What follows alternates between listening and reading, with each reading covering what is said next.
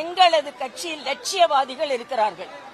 அங்க லட்சம் என்று சொல்வதை எல்லாம் நான் அதை பத்தி பொருட்படுத்தவே இல்லை.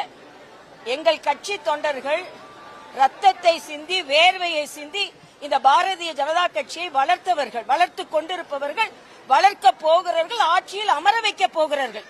ஒன்றே ஒன்று சொல்றேன், ஏதோ இளைஞர்கள் அங்க போயிட்டாங்கன்னா எந்த இளைஞரும் போகல. சுயநலவாதிகள் வேண்டுமென்றால் சென்றிருப்பார்கள். பொதுநலவாதிகள் யாரும் எங்கிட்ட இருந்து போகல.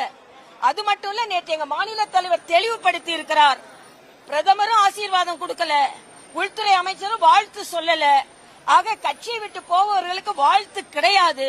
ஆனால் எங்கள் கட்சி மிக மிக மிக உறுதியாகி இருக்கிறது என்பதை நான் இங்கே தெரிவித்துக் கொள்கிறேன். தாமரையில ஒரு இதழை கூட யாராலும் அசைக்க முடியாது, ஒரு இதழை கூட அசைக்க முடியாது. இங்க இருந்து போனவருக்கு பாரதிய ஜனதா கட்சியின் எந்த விதத்திலும் வாழ்த்தும் கிடையாது, ஆதரவும் கிடையாது. இவர்கள் சொல்வது பாரதிய ஜனதா கட்சி இவ்வளவு நடந்த பின்பு உறுதியா இருக்குது. அப்ப ஏதாவது ஒரு கதை கட்டி விடுவான்னு மாணிக் தாக்கூர் கதை கட்டுவார், வன்னியரசு கதை கட்டுவார். இதை பற்றி நாங்கள் கவலையே பட